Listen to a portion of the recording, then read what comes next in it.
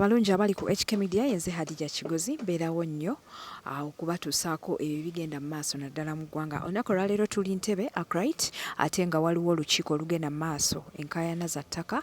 Waliwo omwami agambibwa okubeera nti nabbi ettaka ly'abatuuze lyonna alimazeewo. So RDC w'ekitundu kino atudde n'abatuuze abagambibwa okubeera nti no babbibwako ettaka ate ne babeera nga bagezaako okwanja ensonga zaabwe balabe nga zigonjoolwa.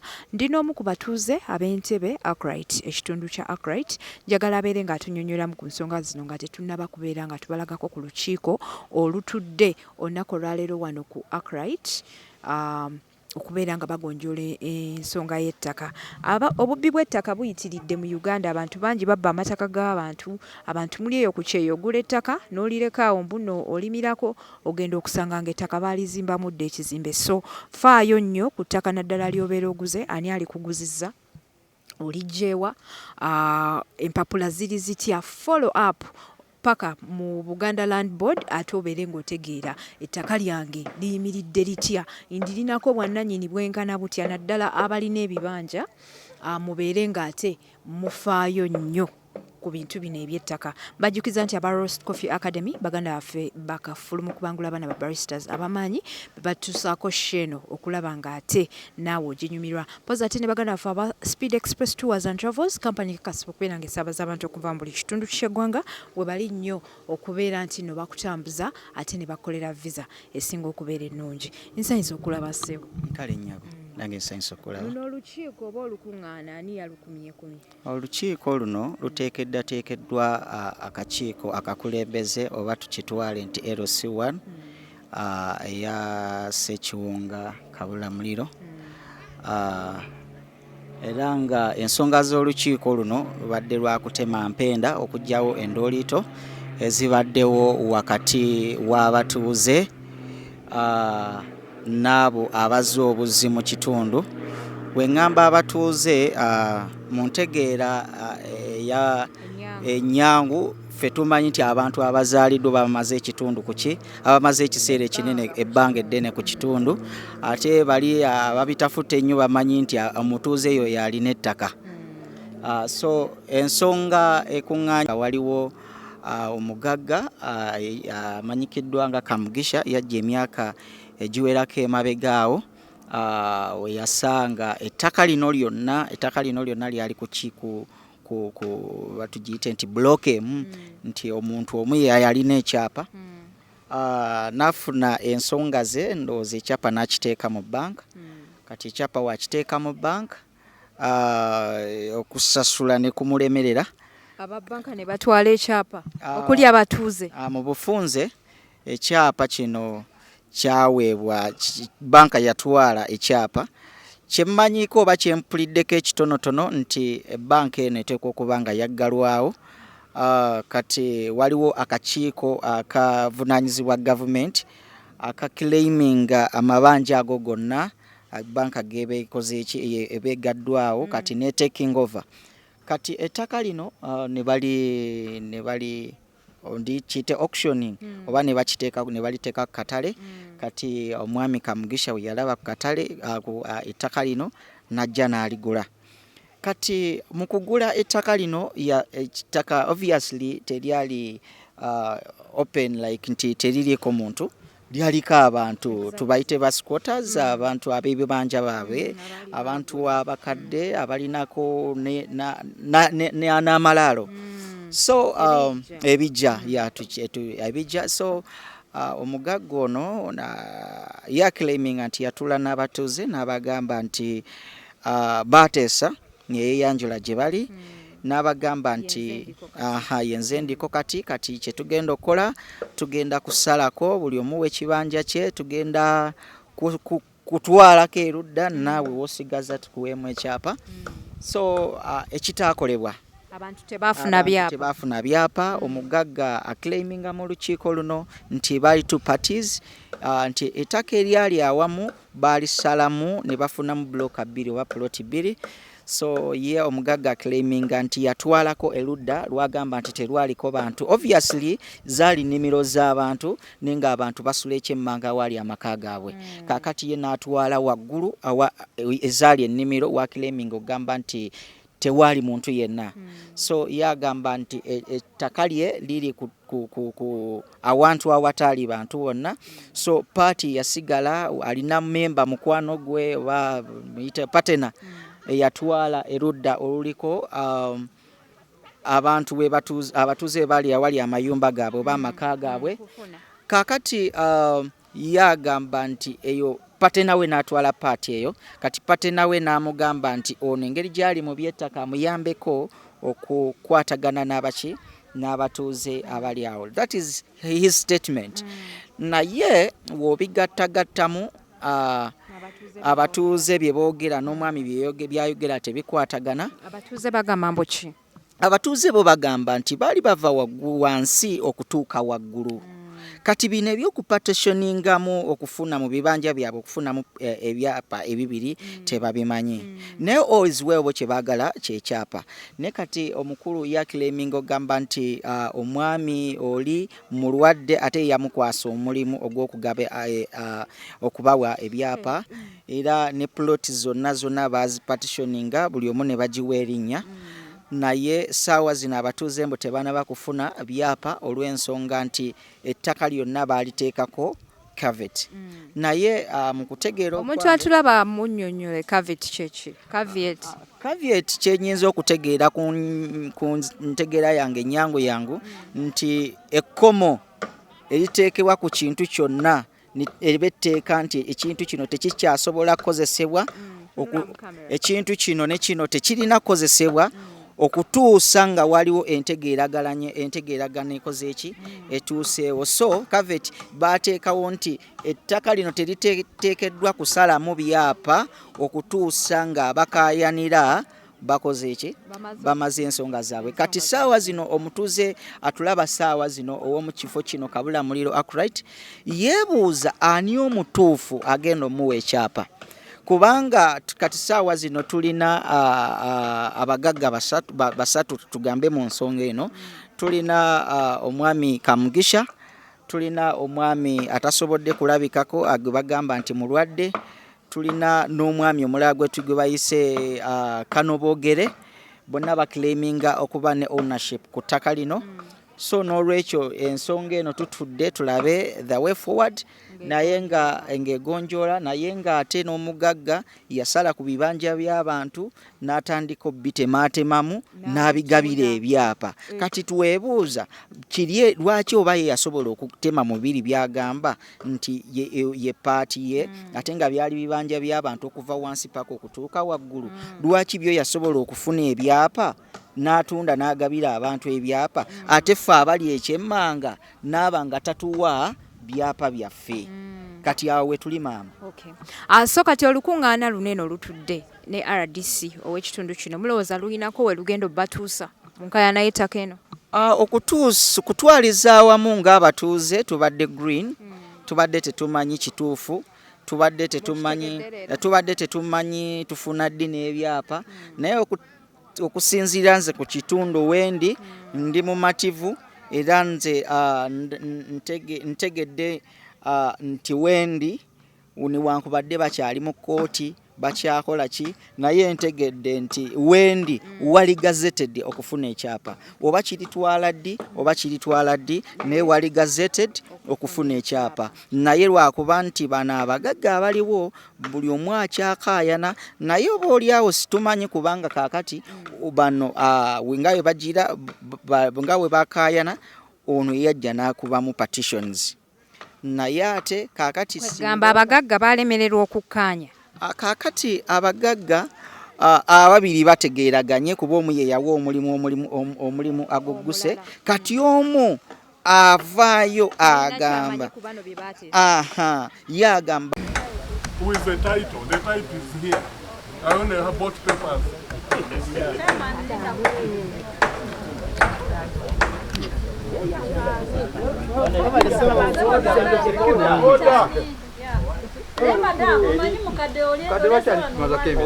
Mugenda dutabula. Wabala omukulu RDC okunzikiriza ngere kintangazawo mu mpapula zonna zonasanga enakiwaati omwami ono ajja kufaina omukono naawe wansi ojja kusangawo gwange N'abadde bantutta mwami Kanamugire Emmanuel, I'm manager operations Akright. Ate nze narisivinga omwami Mutebi ng'avudde mu banka. Kati zino byonna ebiri wano obitegeera bulungi. Njagala kutangaza ebintu bisatu for your attention and for the good of government. One. Lwaki mwalwawo okuwa abantu ebyabasanga kankikubulire. Tubadde tuli awo omwami Mutebi Kano Frank Kano Bogere ne Administrator General ne bagamba Mutebi wagula ettaka ddinene lyaffe. Kano Bogere ali awo tubadde mu kooti kati ne batwala Mutebi mu kooti. Kati Mutebi nayita ba banka ne bagenda ne bakarifyinga wenyogeredde Akright through that process of court ne bagiwa ekifo kyayo and okwanga that was the last option nga byonna ebitwogerako bonna nga biyise mu kooti. Akright egenderera kyebwena afuna ebyapa byayo ode endala egenda omwami Mutebi asale ebyapa bya Akright nabyo biriko kabiye byonna okay babiteekako kubanga it was the court process. Now since court has done its work omwami Kamukisa kyafaayo kulaba nti abantu abali mu ttaka lyange omutiisa nedda lweruti 1566. Now amazima amatuufu Kamukisa ng'owabagaaniriza omwami oyo walaba oyo Dr. ali ku ploti 392 1584. Omwami ettaka eritwogerako kati liri 383 1566 and 1567. Kakati ng'omwami Kamukisa kyabadde agamba omwami Kamukisa kyabadde agamba abalala bava mu 1567 tumaze okusayininga ne tumala byonna ne mapping ne tumapinga kubanga ndi omu ku bamapinga. Tewali atasayine omuntu mumanyi muno muto n'omumanyi basasa mwenda manyi nti onu gundi leka tekinsobedde omwabuuka n'omugenda eri ku kasozi ate ababanka bajja twatuula in the same area yasa madamu ababanka bonna noona ng'abali ne bagamba decimal eka 25 eka meka 25 ziva ku lusozi. Kati chairman netutambula naye n'ababanka n'abasaveya netugenda ku kibanja ky'omuntu buli muntu nanokuwandiika ebirimuwa mu kibanja emiyembe vakedo amatooke biki twakola preamble yonna ripota njirina. So kati awo twatandikira okupulaninga kyekiwalaba n'enguudo zagenda mukati Kamukisa gamba abantu abasayininga nga ne Akright ne Mutebi okusinzira ku front zaabwe nga bwe ziri banywere kubanga yes kooti bitalayize dati ng'owabadde bab'ebibanja bali ku 1567 omwami Kamukisa kyakasabagoninga peacefully okulaba nti ebyapa bya mukozeki by court because now IDC what is what naye ajja kuwabula. Now what I'm asking you 1567 it is under Mutebi. Yes. n'abatuuze be 1566 is under Akright. Yes. Are you sure? Yes. Right now you don't have Abatuuze. No, now you need to be here. Someone nakugamba I'm not giving you chance. Don't make tukuuma obuntu bulamu Madam ogenda kunsonyiwa tujja kitabula Vao, because already akavuyo go akali. Yes, madam.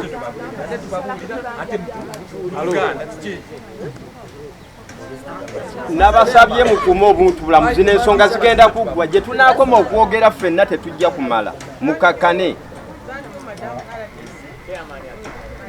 Jajja bwe maama sirika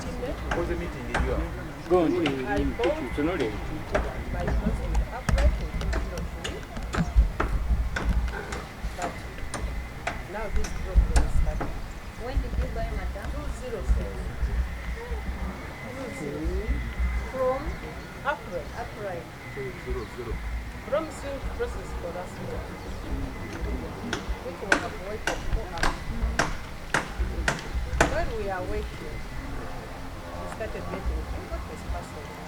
When we But got now, that did land, you settle on the land as you wait for we the... are not safe, madam.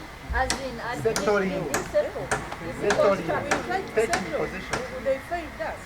So you don't have any construction, you don't... Whatever we tried to put, they destroyed. Who destroys They, it? we don't know that. They came excavated. We reported all these cases to police. Up to RDC. Then we started hearing Chagab in the background. I even don't know how it looks. Now, 2020, when we are going into a From lockdown, 2003 yes, up to 2020. up to now. Now in 2020, now previously it was, we tried to put these concrete poles as a fence. It's like a small house as security. They broke down, carried everything. The next time we came, after a few months, they had excavated. We even found trucks ferrying Maram. We reported the case to police. Akright, they came and intervened, stopped those people. After some time, when we came back, they had excavated the whole place. Now we said, what we do? We reported again. Police in Akright, the coast in Akright. Matters were not resolved. And As when we you are go also back to reporting, Akright, what was also reporting to Akright, Mr. Kamusha will tell us he has a problem with the Banja people, they have stuff, but he's trying to handle our issue. Now in 2020, just before we went into a lockdown, because we would routinely come here and still by the way. Kubanga when we would come openly, we would see Ekibanja ky'abantu from down here, nga baagala kutulumba. But we kept our coolness. On several occasions that would be the situation. So we would come in here, still to check. Now just before it went into a lockdown, immediately after we came to check. Yes, the plot was excavated, Madam carried away. After the lockdown, early July, when we came, those 4-5 months, we found a foundation of a storage house in your plot? in our plot. We have 2 plots measuring 50 decibels. We reported So there's the a matter. structure ready? Yes, a foundation coming Send the it, window send it level. there. Mapitan, is it the house that is near you? The house? Her house, is it the one that is near you, where you had it? No, I've never seen her. I don't know the Ours house. are plot 1620 and Mine 1621. is Madam, plot you 1. see there. Okay. Now, we reported to Akright, we reported police, now police are treated down there after the golf course. Amanya bampita Kankunda Jacqueline, nze Deputy RDC Entebbe. Luno olukiiko lubadde wano idi Akright project n'abatuuze abalala bajja mu office nga balina complaints zaabwe. Enkaayana ezirudde wano ab'Ekibanja ne Akright obutafuna byapa byabwe, abalala bagamba naye agamba naye bamuba naye agamba babba. Kati n'engamba leero katujje wano tutegeere ensonga ki ezireetedde abantu okuba nga tebafuna mirembe oba tebabeera mu ttaka n'emirembe. Kati ensonga nsazeewo okutuukira ku resolutions first cause tetulumaze naye tugambe nti kansooke meeting landlords waliwo yateeka caveat ku ttaka gwe bagambe bamuyita Kanobogere tabaddeewo. Kati twagala eyateeka caveat ku byapa Akright byatasobola okuwa ab'ebibanja. Then Akright ne eyateekako caveat, then ne Kasasa, waliwo omulala bayita Kasasa. Soke meeting landlords, the ones who are claiming okuba ba landlords. Then after that, nga tumaze okutegeera nti kiki ekivaako enkayana zino, bonna buli omu aclaiminga obwannannyini, Akright aclaiminga, abali nabo baclaiminga, ate nga ab'ebibanja kiba affectinga. So nja kusooka meeting abo ba landlords. After yo kumeeting aba landlords, then waliwo plots bbiri eziriko enkayana right now, 1566, 1567. After meeting aba landlords, then tukomewo ku ground tukole the open boundaries for those two plots, cause waliwo abaagulawo ate tebasobola kukozesaawo. Akright agamba wange, bali bagamba waffe. So kati after nga meetings all these landlords abalwanira wano, then awo tujja opening boundaries on those two plots okutegeera ani omutuufu ali ku plots ezo. Then after ab'ebibanja bagenda okutuwa list zonna ab'ebibanja batuula wano abaclaiming okuba nti teyabawa byapa,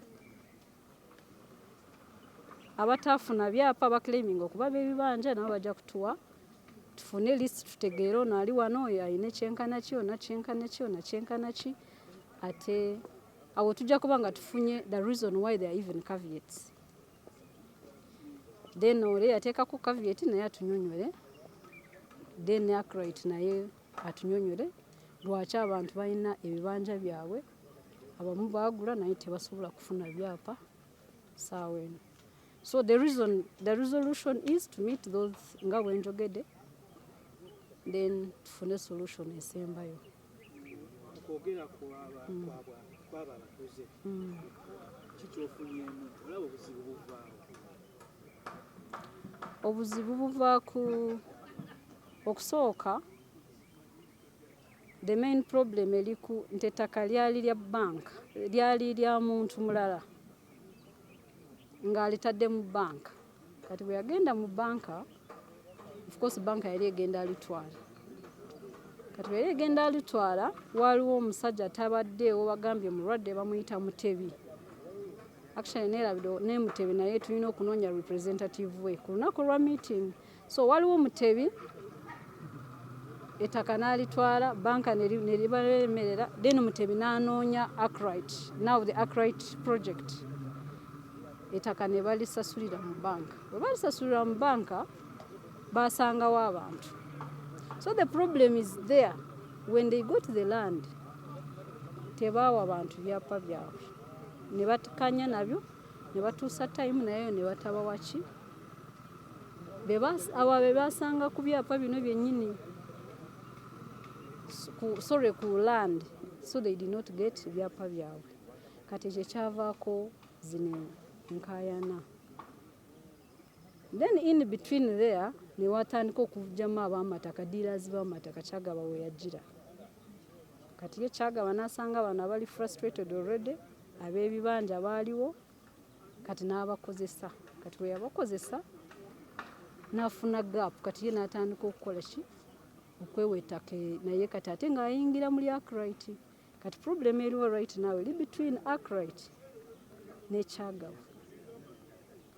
Abayomba abalwana ne bali kwezo plots eziri Kyagaba za claiming, there are almost 22 plots, 383 then ne 192. Zonna Kyagaba agamba zize naye nga ziva ku one Kibanja claimant. Yes.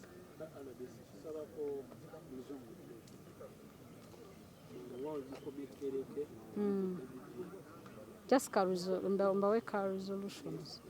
Yes. Banyita Anatole Kamugisha. Nze nkulembera eki company bajeta Akright projects. Mu kiseera kya myaka 12 twagula ettaka ntulugwana na NPAT.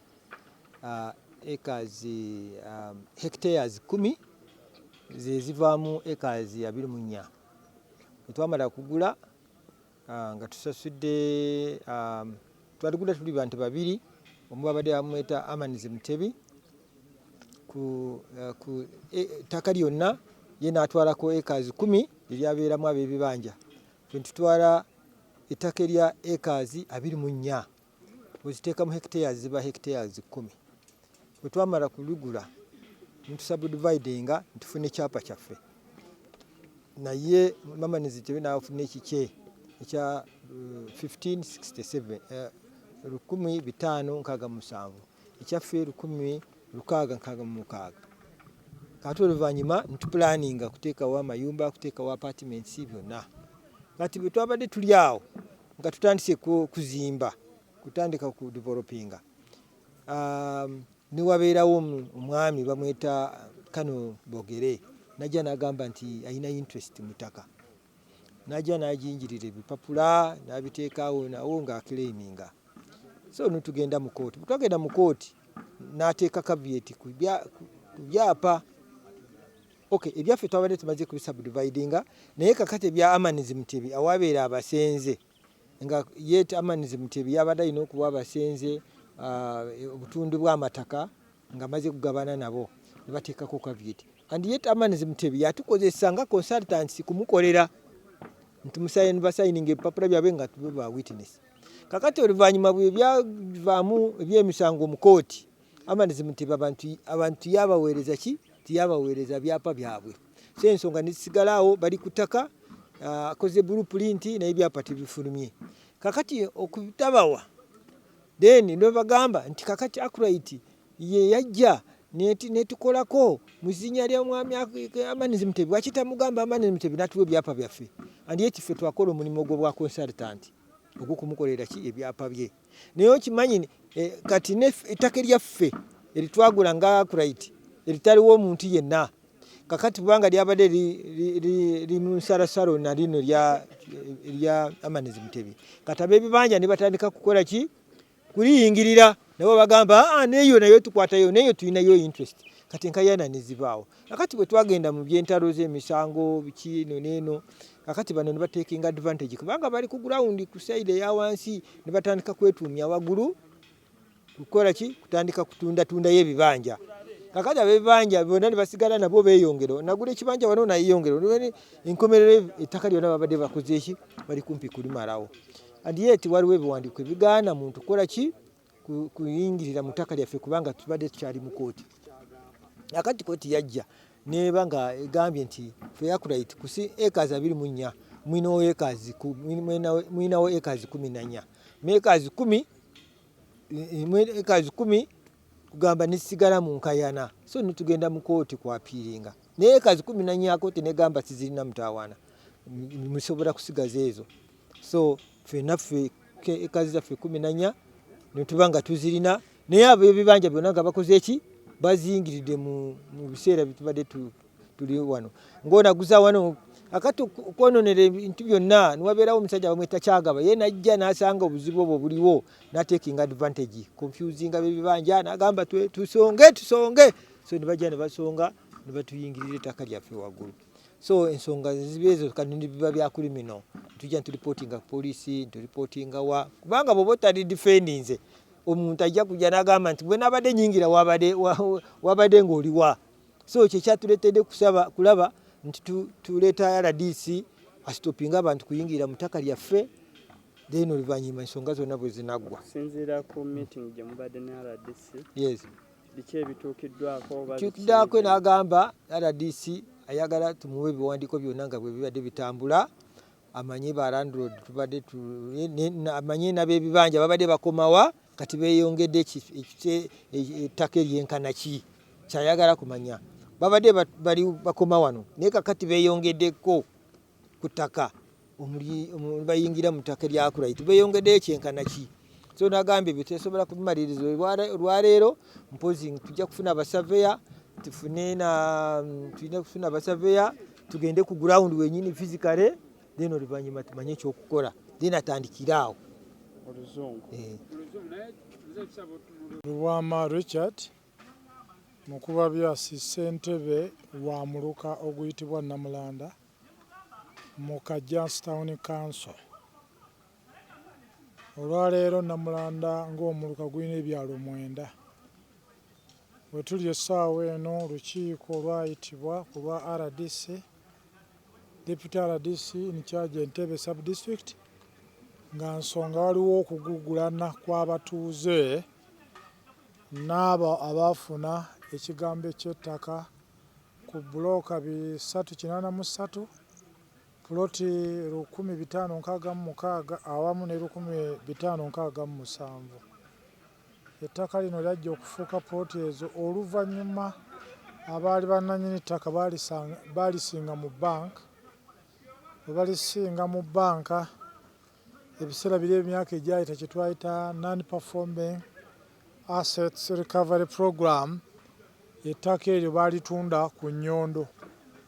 Ettaka balitunda ku nnyondo ne kimaliriza nga twajja ne tufuna enteeketeeka ya development okukulaakulanya ekitundu kino ekyali ettale, okufuna enkola ey'okuzimba amayumba agasulwamu n'ago agakola ebyobusuubuzi ate n'amasomero okujja mu kitundu.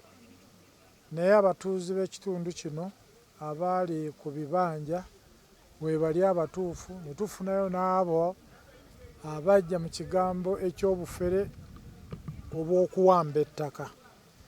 Omuluka guno ogwaffe nga Namulanda gukifunye ekigambo ekintu ekyabawamba ebifo ebitali byabwe, awamu n'emiruka gituliraanye nga Wamala, bw'ogenda mu muluka gw'Ekisubi, bw'ogenda mu muluka gw'Ekitala, bw'ogenda mu muluka gw'Essisa n'awalala mu kitundu kino. Kale no mu nteekateeka ey'olwaleero RDC ensonga eriwo okubagana nti Omwami Anatole Kamugisha nga director yajja mu kitundu muno nga bafunye ettaka okuva ku balangira abasemeeyi ab'akakungulu baatunda square mile yaabwe. Mu myaka giri egy'ataano egy'enkaaga n'egy'ensanvu, mayiro eyo yali esinga kulumwangako bikajjo ebyavanga kuno ne bitwalibwa mu abo abakola sukaali n'abakola sukaali ggulu eyakolebwangamu kaloddo eyayiisanga enguuli. Kakati nolwaliro ekiseera kino ne tubeera nga lw'okusika omuguwa ng'abantu abamu ab'ebibanja abatuufu tebaagoberera tteeka lya ttaka nga bwe liragira, ne batandika okutunda ebibanja balinako obuvunaanyizibwa ng'etteeka tebaligoberedde. Ate na kyakubiri ne bajjamu abantu abalala nga bakwaganye n'ab'ebibanja ne bagaba bawadde omulimu okubakolera bajje ku pulojekiti ya Akright ettaka lye baafuna nga balinako ebibanja, kuba baali baatuuka mu ndagaano oba memorandum of understanding wakati w'enjuyi z'abantu ezitali zimu okufuna ebibanja. Naye ate abantu be bamu ne bagenda mu land office ne bateekako caveat ku ttaka. Kaakati omuntu gw'osaba ekyapa aba talina bw'ayinza kukikuwa ate ng'ettaka liriko ki caveat. Kati kitegeeza ettaka ayalina okufuna ekyapa aba takyasobola kukifuna paka nga omusango guli disposed of mu courts of law gy'aba awaabira omusango. Eyo nno y'enteekateeka lwaki Deputy RDC omukyala Kankunda atwala Entebbe Sub-District yazze mu kitundu kino ekya Ssekiwunga Kabulamuliro omuli okugulana ng'omukulu Anatole Kamugisha wa Akright takyasobola kgenda mu maaso ne byalina okukola kubanga ettaka lye baagabanyaamu nga livudde mu banka obutunzi bwalyo n'obuguzi ate y'ekitundu kye yali afunye nga tekuliiko musenze. Kyamaliriza omwami omu ayogerwako kati ng'ali mu kkomera ekigo kyagaba ng'ettaka azze n'alimaamira n'abantu abalala abatamanyiddwa mu kitundu kino.